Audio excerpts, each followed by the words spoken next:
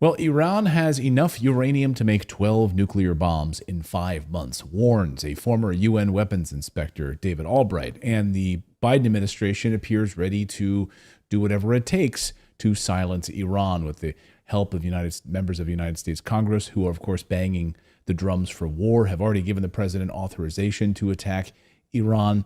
And of course, this goes back to 2002 and even before that, the idea of hitting Iran preemptively. Israel has been pushing for this for decades. Here's Benjamin Netanyahu sitting in front of the United States Congress when Dennis Kucinich asks him this question about preemption. Listen. You talked about a network of terror. Are there any other nations that you would recommend that the United States launch preemptive attacks upon at this point? No, the issue is not. First of all, are there other nations that are developing nuclear weapons? Yes. Should we launch any other preemptive attacks? First, let me say what they are, and then let me make a suggestion how to proceed. Thank you.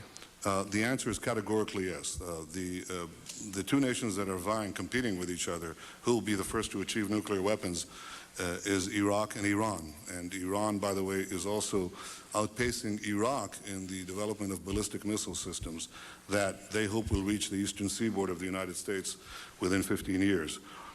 So I guess that doesn't include California, but includes Washington. But what it does, a third nation, by the way, is Libya as well. Libya is, while no one is watching.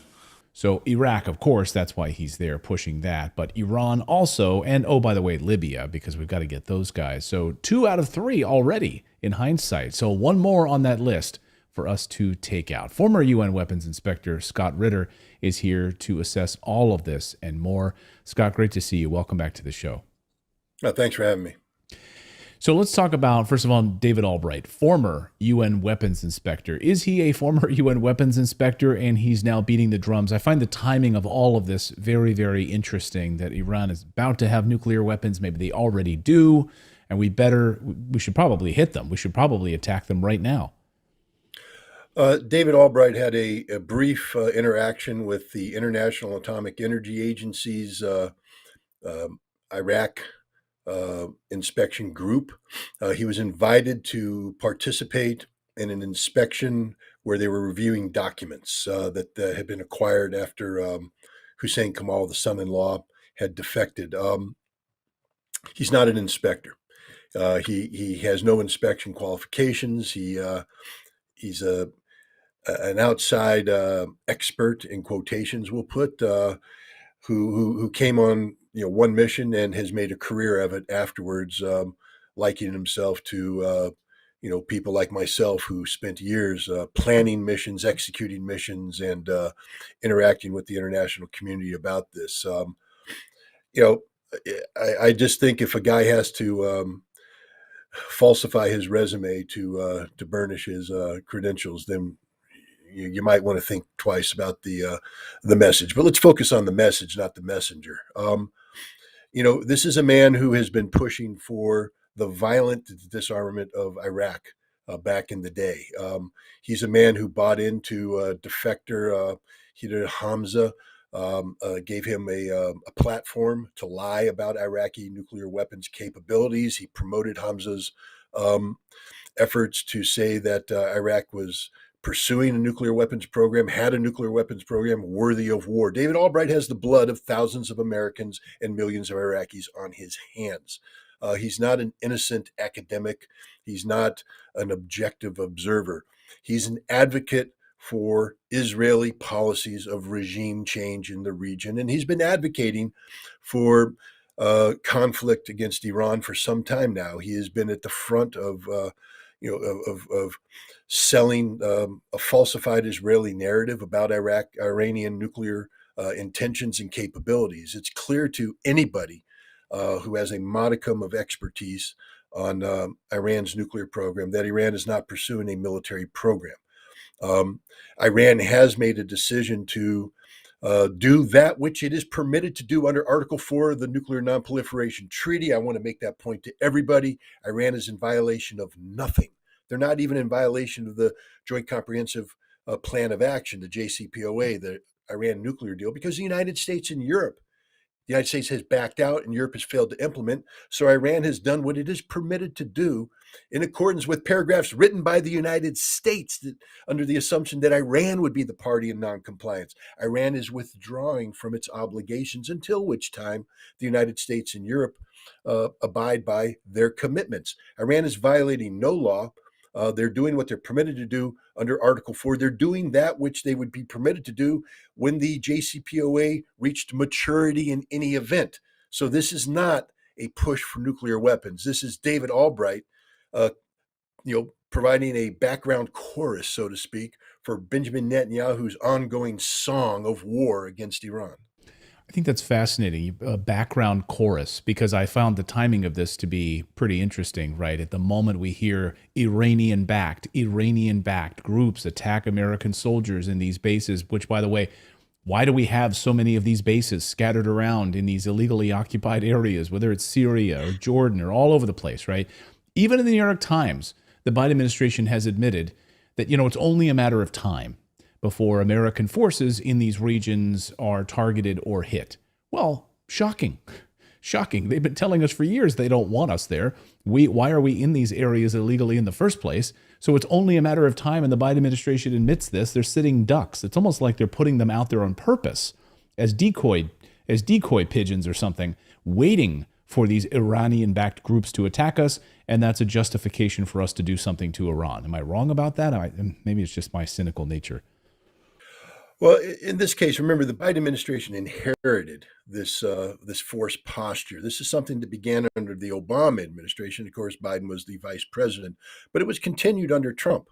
This is an American policy, not a Biden policy, and it's a policy that makes no sense. But the United States, we project force into regions under very dubious claims of legitimacy. We have no legitimacy to be on Syrian territory. We claim it's because we're seeking to destroy ISIS. But if you take a look at the Al-Tamf Area 55, I think they call it, we're there to actually use ISIS-affiliated Syrian tribal groups against the Syrian government. This is about, destabilizing the government of Bashar al-Assad as part of a larger policy of regime change, again, which Biden has inherited from Trump, who inherited it from Obama. And it's a policy that has gone, basically, they've stopped actively pursuing it. So they're there doing nothing. That's the point I want to make. American forces are in this position illegally on Syrian territory, illegally. Everything they do is a war crime by definition. They're there with no mission, no viable mission. They've become nothing more than targets, not because the Biden administration wanted them to be targets, but because the Biden administration doesn't have the courage to do a policy review and say there's no reason for continued American presence. See, Americans, the government, we view it as a sign of weakness to do the right thing. If we say, oh, maybe it's time to get out, oh no, you'll be attacked as weak. And of course, Biden is running for president. He doesn't want to be seen as weak. The weakest thing an American president can do is allow American soldiers to die for no justification, no just cause. Joe Biden is the weakest president imaginable, because not only have 3 American soldiers died, 34 wounded, but now he's talking about carrying out acts of retaliation that could expand this conflict. And if David Albright and Netanyahu get their way, it would mean a general war with Iran. And here's the kicker, which we would lose. We're not going to win this war. We can't even stop the Houthi from shutting down the Red Sea. The Iranians will shut down the Strait of Hormuz. The Iranians will destroy every piece of American military infrastructure in the region. All those F-22s and F-35s that sortie out of Qatar air bases, those bases will be destroyed. Those planes will be destroyed. This is the inevitable outcome. I can write it right now, just like I could write what happened to the Ukrainian counteroffensive. Any military expert who takes a look at the correlation of forces knows America is not postured to win. So why are we getting involved in a military conflict that the military professionals know we will lose? Presidential politics. Joe Biden is putting his political ambition above the sanctity of life of the American service members. It's absolutely disgusting, because how do you tell the families of those 3 that were killed they were there illegally? Were they protecting America? Were they protecting America? Was it, Red Dawn? We were invaded. Somebody at the southern border? No. They were there illegally. So to be able to go to the families of those 3 service members that were killed, the 34 that were wounded, and to say, they were killed. For a cause. They died for a cause. What cause is that? The political ambitions of Joe Biden. Cause. It's absolutely disgusting. Yeah. And then when you think about the larger mission now and what the Biden administration appears wants to do, I mean, you certainly have Lindsey Graham and other members of the Senate who in the past 48 hours have been all over Twitter, been pushing out messages saying we need to hit the heart of Tehran. We need to wipe them off the map. Those are the words of Lindsey Graham. We need to target and hit them harder than they've ever been hit before. So we need to go right at Iran. Iran says we had nothing to do with this attack. And so they've been looking for this justification, to my mind, for decades. And now I don't know if this is the catalyst they'll use in order to do this. But this is the third of the members that they've been trying to take out. Iraq, Libya, this is the third. They've been wanting this one. So to me, is it an inevitability at this point, Scott, that they are going to go after Iran? I don't think so. And I'll tell you why I don't think so. Because the U.S. military is not populated by idiots. There are professionals there who, regardless of their ideological motivations, they may, believe in a strong American posture in the Middle East. They may support the anti-ISIS mission in Syria, all that. But they are professionals. And so it's like a firefighter whose job is to put out the burning building. But if I roll up on the building and I look at it and I look at the nature of construction, the spread of fire, the smoke coming out, I'm going to go, that building's a loss. I'm not putting any firefighters in that building. It doesn't mean that I don't want to fight fires. It means that I'm not going to fight this fire because this fire will kill me. I'm going to lose this fire. The military professionals right now are taking a look at the correlation of forces in the region. Remember, once you start a war with Iran, let's just start with basic strategic lines of communication. Iran will be operating off of interior lines of communication, meaning they'll be fighting from their own territory. We, on the other hand, are projecting power thousands of miles away from our soil, thousands of miles or hundreds of miles away from any known base of support. We don't have sufficient force projected forward to inflict any meaningful harm on Iran. We will blow up a couple places, but then they'll hit us with everything they got. They will destroy our forward deployed bases. The Al Ubaid Air Base in Qatar will be eliminated. The Fifth Fleet in Bahrain will be eliminated. Any ships in the Red Sea and the Persian Gulf will be eliminated and sunk. And there's not anything we can do about it. And then what? We're supposed to project power forward? What power? We don't have a Navy capable of projecting power forward anymore. We have nothing. We spend nearly $1 trillion a year to produce a military that can't do its job in Europe, can't do its job in Asia, can't do its job in the Middle East. Thank God. Because to do their job in Europe, we'd be at war with Russia. To do their job in the Pacific, we'd be at war with China. And to do their job in the Middle East, we would be at war with Iran. But we are weak. We are fundamentally weak.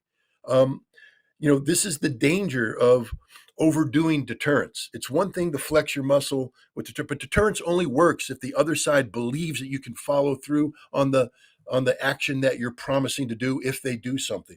What is becoming painfully clear to everybody is that the United States cannot follow through. Now, fortunately, Iran knows that even though the United States won't win a war with Iran, the United States can do sufficient harm to Iran.